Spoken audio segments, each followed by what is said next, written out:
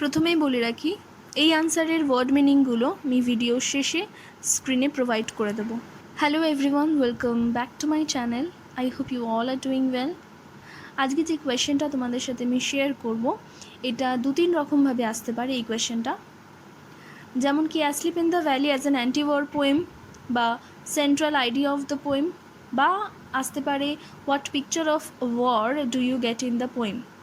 দু তিন রকমভাবে এই একই প্রশ্ন আসতে পারে, কিন্তু এটার আনসার কিন্তু একটাই হবে। সো চলো এই কোয়েশনের আনসারটা দেখা যাক। The poem asleep in the valley, written by Arthur Rimbaud, is an anti-war poem in manner reflecting the horror and futility of the practice of warfare through depicting the consequences of war that happened to the young soldiers. অর্থাৎ আমরা জানি যে asleep in the valley হচ্ছে একটা anti war poem, অর্থাৎ poet এখানে কিন্তু যুদ্ধের বিরুদ্ধে কথা বলছে। যুদ্ধটাকে তিনি মোটেই ভালো চোখে দেখছেন না, যুদ্ধটাকে তিনি মোটেই এখানে গ্লোরিফাই করছেন না।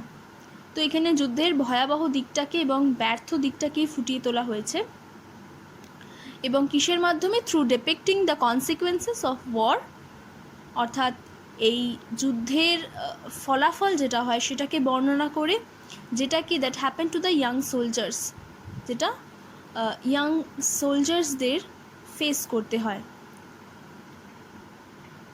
The poet himself had served as a soldier and thereby experienced the battlefield as the slaughterhouse of the young soldiers. Poet Arthur Rimbaud কিন্তু নিজে একজন সোলজার ছিলেন, তাই তিনি জানেন যে অ্যাকচুয়ালি ব্যাটেলফিল্ডে কী হয়, যুদ্ধের ভয়াবহ দিকটা তার জানা আছে, এবং তার ফলে তিনি যুদ্ধক্ষেত্রটাকে একটা স্লটার হাউস মনে করেন, একটা কসাইখানার মতন, যেখানে কি কসাইখানাতে স্লটার হাউসে যেমন অ্যানিমালসদেরকে প্রাণ দিতে হয়, তেমনি যুদ্ধক্ষেত্রটা যেন একটা এমন একটা স্লটার হাউস হয়ে গেছে যেখানে ইয়াং সোলজার্সদের প্রাণ দিতে হবেই। Here the word asleep in the title of the poem is indeed ironical in tone. এই যে আমরা টাইটেলটা পড়ছি পোয়েমের, asleep in the valley, অর্থাৎ একটা ভ্যালিতে কেউ একজন ঘুমন্ত অবস্থায় আছে, এই যে ওয়ার্ডটা asleep, এটা কিন্তু আইরনিক্যাল, অর্থাৎ এটা কিন্তু এখানে ব্যঙ্গমূলক। এর একটা অন্য এক নিহিত অর্থ আছে। The soldier in the poem depicted as asleep in the valley amidst nature is actually dead. অর্থাৎ যেই সোলজারের কথা আমরা পোয়েমে পড়ছি, যে ভ্যালিতে শুয়ে আছে মৃত, মানে ঘুমন্ত অবস্থায় এবং নেচারের কোলে, নেচারের মধ্যে শুয়ে আছে, এই যে ঘুমন্ত ওয়ার্ডটা এখানে ইউজ হয়েছে asleep, এটা অ্যাকচুয়ালি ডেড বোঝাচ্ছে, অর্থাৎ এই সোলজারটা অ্যাকচুয়ালি মৃত।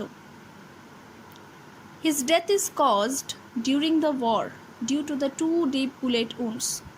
এবং এই সোলজারটার মৃত্যু হয়েছে যুদ্ধক্ষেত্রেই দুটো বুলেট উন্সের জন্য, দুটো গুলি লেগেছিল সোলজারটার, তার ফলে তার মৃত্যু হয়।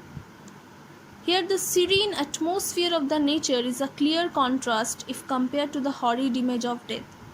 এবং পোয়েট কিন্তু হঠাৎ করেই এমন কোনো কথা প্রথমেই জানাচ্ছেন না যে যেটা থেকে বোঝা যায় যে যুদ্ধক্ষেত্রতে কোনো সোলজার মারা গেছে, বা যুদ্ধক্ষেত্র খুব একটা খারাপ জায়গা, তিনি যুদ্ধের এগেনস্টে আছেন, এগুলো কিচ্ছু তিনি ডাইরেক্টলি বোঝাচ্ছেন না।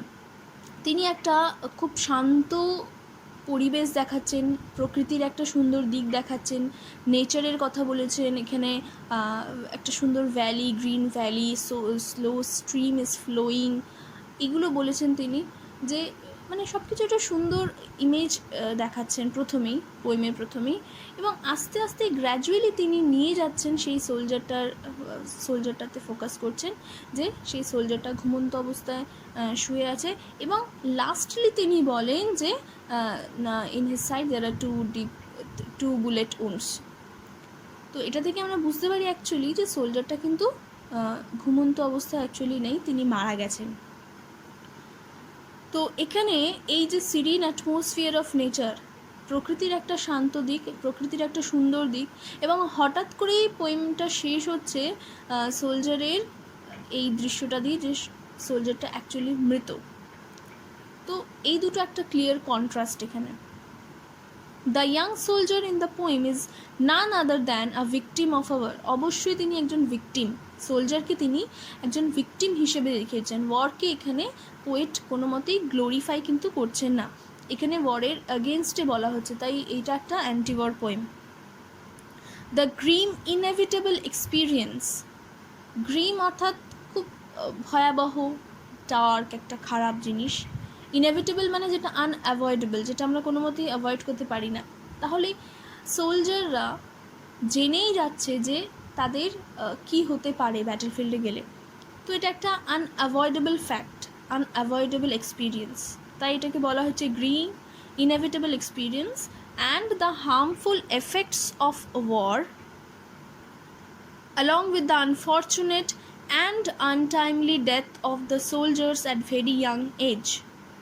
অর্থাৎ একটা এই গ্রিম ইনএভিটেবল এক্সপিরিয়েন্স বা হার্মফুল এফেক্টস অফ ওয়ারের যে খারাপ দিকগুলো, এবং এই যে আনটাইমলি আর আনফর্চুনেট ডেথ হয়ে যাচ্ছে ইয়াং সোলজারদের, এই সব কিছুই অ্যাট ভেরি ইয়াং এজ, এত অল্প বয়সে, have been exposed in the poem through a simple narration.